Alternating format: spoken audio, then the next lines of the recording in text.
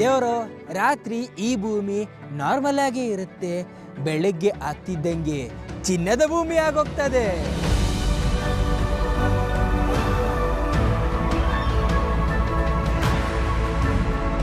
ಚಿನ್ನ ಎಲ್ಲೈತಪ್ಪ ಅಂತ ನೀವು ಕೇಳಿದ್ರೆ ನೋಡ್ರಿ, ಚಿನ್ನ ಇಲ್ಲಿದೆ ನೋಡ್ರಿ. ದೇವರು ಇದು ನಿಮ್ಗೆ ಚಿನ್ನ ಅಲ್ಲದೆ ಇರ್ಬೋದು, ಆದರೆ ರೈತರಿಗೆ ಇದು ಚಿನ್ನವೋ ಚಿನ್ನ. ಯಾಕಂದ್ರೆ ಇವತ್ತು ರಾತ್ರಿ ಕುರಿ ಇಲ್ಲಿ ಹಿಕ್ಕೆ ಗಂಜಲ ಎಲ್ಲ ಮಾಡಿತ್ತು. ಈ ಭೂಮಿಲಿ ಯಾವುದೇ ಬೆಳೆ ಬೆಳೆದ್ರು ಇಳುವರಿ ಡಬಲ್ ಆಗುತ್ತೆ.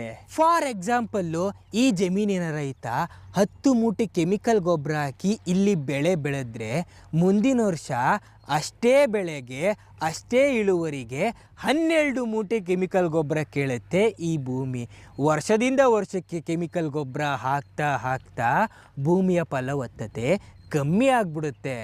ಅದೇ ಇನ್ ಕೇಸು ಈ ಆರ್ಗ್ಯಾನಿಕ್ ಗೊಬ್ಬರ ಹಾಕಿ ಈ ರೈತ ಬೆಳೆ ಬೆಳೆದ್ರೆ ಮುಂದಿನ ವರ್ಷ ಗೊಬ್ಬರ ಕಮ್ಮಿ ಹಾಕಿದ್ರೂ ಇಳುವರಿ ಜಾಸ್ತಿ ಆಗುತ್ತೆ, ಮತ್ತು ವರ್ಷದಿಂದ ವರ್ಷಕ್ಕೆ ಭೂಮಿಯ ಫಲವತ್ತತೆ ಜಾಸ್ತಿ ಆಗುತ್ತೆ, ಹೆಲ್ತು ಕೂಡ ಜಾಸ್ತಿ ಆಗುತ್ತೆ.